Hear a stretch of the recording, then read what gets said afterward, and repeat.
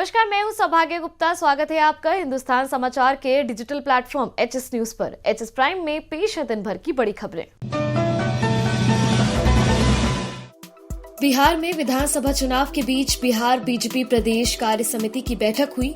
Virtual तरीके से हुई इस बैठक में बीजेपी के राष्ट्रीय अध्यक्ष जेपी नड्डा भी शामिल हुए। जेपी नड्डा ने इस दौरान कहा कि बिहार चुनाव बीजेपी, जेडीयू और एलजेपी मिलकर लड़ेगी। साथ ही उन्होंने कहा कि नीतीश कुमार के नेतृत्व में बिहार विधानसभा चुनाव लड़ा जाएगा। मित्रों, हम सब जानते हैं कि जब जब भारतीय जनता पार्टी, नीतीश कुमार की जेडीयू और लोक जनशक्ति पार्टी एक साथ आई है, तब तब भारतीय जनता पार्टी और एनडीए की बिहार में जीत हुई है। इसको हमको समझना चाहिए।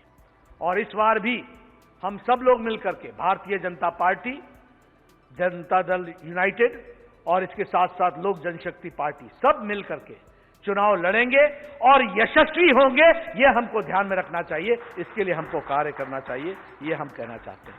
भारतीय जनता पार्टी से, कार्यकर्ताओं से मेरा निवेदन है कि आपको इसमें वैल्यू एडिशन करना पड़ेगा। आपको अपनी ताकत को निहार करके अपने को ही सिर्फ जीत हासिल नहीं करानी पड़ेगी, अपने सहयोगी दलों को भी आपको जीत हासिल करानी पड़ेगी। एक बात मैं जरूर कहना चाहूंगा, हम संक्रमण काल में चुनाव लड़ रहे हैं। There are challenges and their challenges are immense. बहुत किस्म की चैलेंजेस हैं। हम कोविड से लड़ करके हटे हैं, बाढ़ से हम लड़ रहे हैं, आगे चल करके चुनाव आएगा। अपनी जान की भी व्यवस्था करनी है। कोविड का संक्रमण इस साल के अंत तक तो रहने वाला ही है, यह मान करके चले। अपनी रक्षा भी करनी है और रक्षा करने के साथ साथ राजनीतिक मुद्दों को जनता तक पहुंचाना है। यह हमारी कोशिश होनी चाहिए। सोनिया गांधी कांग्रेस की अंतरिम अध्यक्ष पद छोड़ेंगी। उन्होंने कहा कि उनका 1 साल का कार्यकाल पूरा हो गया है।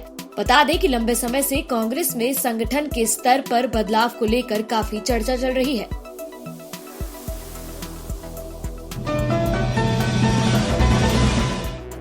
दिल्ली से गिरफ्तार किए गए आईएसआईएस आतंकी अबू यूसुफ को लेकर जांच में बड़ा खुलासा हुआ है।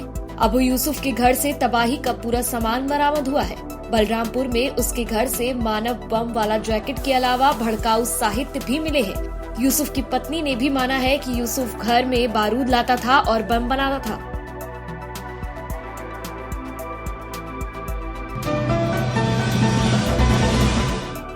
दिल्ली में गिरफ्तार आईएसआईएस के संदिग्ध आतंकी अबू यूसुफ के पिता कफील अहमद ने कहा कि मुझे पछतावा है कि मेरा बेटा ऐसे कामों में लगा है। मुझे अगर पहले से पता होता कि ऐसी करतूत में वो लगा है तो मैं पहले ही उसे घर छोड़ने को कह देता। बता दें कि अबू यूसुफ को शनिवार को दिल्ली के धौला कुआं से गिरफ्तार किया गया था।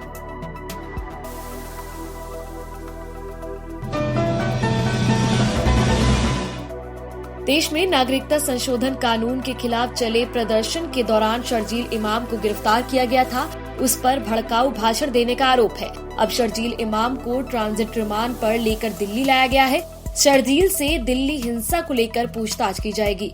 इससे पहले शर्जील कोरोना से संक्रमित भी हो गया था, जिसके कारण पुलिस उसे दिल्ली नहीं ला पाई थी।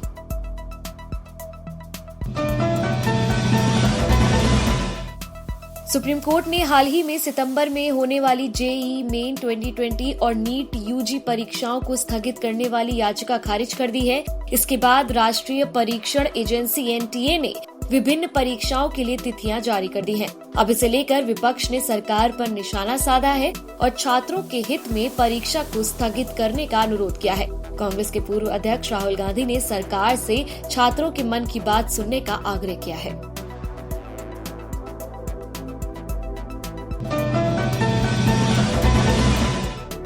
कोरोना वायरस महामारी के कारण रेलवे ने इस साल मार्च से लेकर अब तक 1,78,00,000 से अधिक टिकट रद्द किए हैं। इस दौरान रेलवे ने 2,727 करोड़ रुपए की राशि वापस की है। ये जानकारी रेलवे की ओर से एक आरटीआई के जवाब में दी गई है। आरटीआई में पाया गया है कि रेलवे, जिसने 25 मार्च से अपनी यात्री ट्रेन सेवाओं को निलंबित कर दिया था,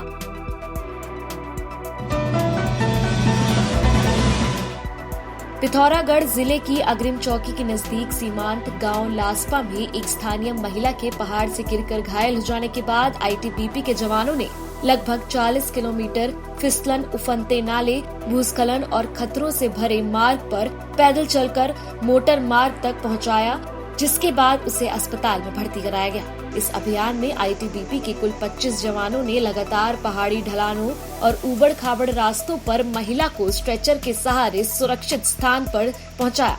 बरसात के कारण इस समय मोटर मार्ग कई स्थानों पर टूटा हुआ है, जिससे वाहन परिचालन योग्य सड़क मार्ग तक पहुंचाने में जवानों को पूरे दिन से ज्यादा का समय लग गया।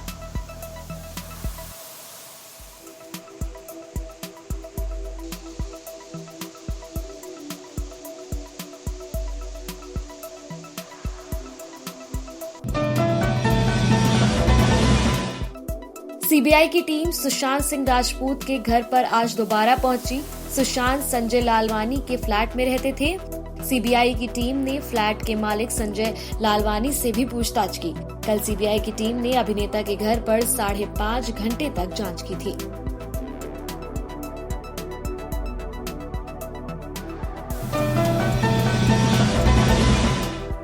कोरोना काल के बीच अब फिल्मों और धारावाहिक की शूटिंग तेजी से हो सकेगी। सूचना एवं प्रसारण मंत्री प्रकाश जावड़ेकर ने फिल्मों और टेलीविजन सीरियल्स की शूटिंग शुरू करने के लिए दिशा निर्देश जारी कर दिए हैं। उन्होंने कहा कि लगभग 6 महीने से फिल्म और टीवी सीरियल प्रोडक्शन बंद है। इस संबंध में एसओपी जारी किए गए हैं।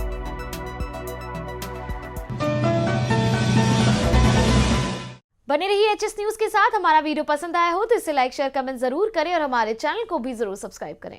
देश और दुनिया से जुड़ी सभी प्रमुख खबरों के लिए हमारे चैनल को सब्सक्राइब करें और लेटेस्ट वीडियो पाने के लिए बेल आइकन को जरूर दबाएं। साथ ही हमारे वीडियो को लाइक और शेयर करना ना भूलें।